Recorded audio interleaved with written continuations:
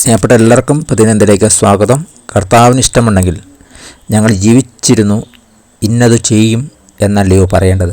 യാക്കോബ് 4:15 വാക്യം. നമ്മുടെ ജീവിതത്തെ നിയന്ത്രണം നമുക്കാണെന്നും ഭാവിയിലേക്കുള്ള നമ്മുടെ പദ്ധതികൾ വിജയിക്കുമെന്നും വിശ്വസിപ്പാൻ നാം പ്രലോഭിക്കപ്പെടുന്നു എന്ന് യാക്കോബ് പറയുന്നു. നിങ്ങളുടെ ജീവൻ എങ്ങനെയുള്ളത്? അല്ല, നേരത്തെ കാണുന്നതും പിന്നെ മറഞ്ഞു പോകുന്നതുമായ ആവിയല്ലോ. ജീവിതം നമ്മൾ പലപ്പോഴും മനസ്സിലാക്കുന്നതിനേക്കാൾ ഹ്രസ്വവും വേഗമേറിയതും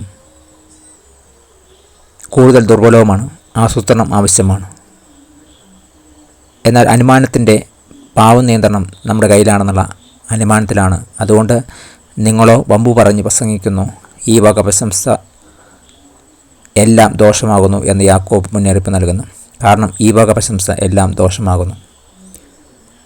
ഈ പാപകരമായ രീതിയിൽ ഒഴിവാക്കാനുള്ള മാർഗം ദൈവത്തോടുള്ള നന്ദിപൂർവ്വമായ പങ്കാളിത്തമാണ്. എല്ലാ നല്ല ദാനവും തികഞ്ഞ വരവുമൊക്കെയും ദൈവത്തിൽ നിന്നാണ്. കൃതജ്ഞത നമ്മെ ഓർമ്മിപ്പിക്കുന്നു.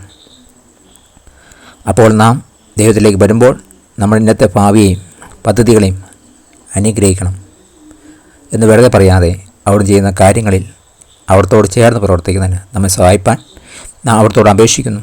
കർത്താവിന് ഇഷ്ടമുണ്ടെങ്കിൽ എന്ന് പ്രാർത്ഥിക്കുന്നതിൻ്റെ അർത്ഥം ഇതാണ്. നിങ്ങളുടെ ജീവിതത്തിൻ്റെ നിയന്ത്രണം ഏറ്റെടുക്കാൻ നിങ്ങൾ പ്രലോഭിക്കപ്പെടുന്നത് എങ്ങനെയാണ്? നിങ്ങൾ ദൈവത്തിന് കീഴടങ്ങുകയും അവിടത്തോടൊപ്പം ചേർന്ന് പ്രവർത്തിക്കുകയും ചെയ്യുന്നത് എന്താണ് അർത്ഥമാക്കുന്നത്? പ്രാർത്ഥിക്കാം. പ്രിയ യേശുവേ, എൻ്റെ പദ്ധതികളും ഭയങ്ങളും ആഗ്രഹങ്ങളും ഞാൻ അങ്ങയെ പരമേൽപ്പിക്കുന്നു. ഞാൻ അഹങ്കാരിയോ നിഷ്ക്രിയനോ ആകാതെ അങ്ങയോടൊപ്പം പങ്കാളിയാകുവാൻ ആഗ്രഹിക്കുന്നു.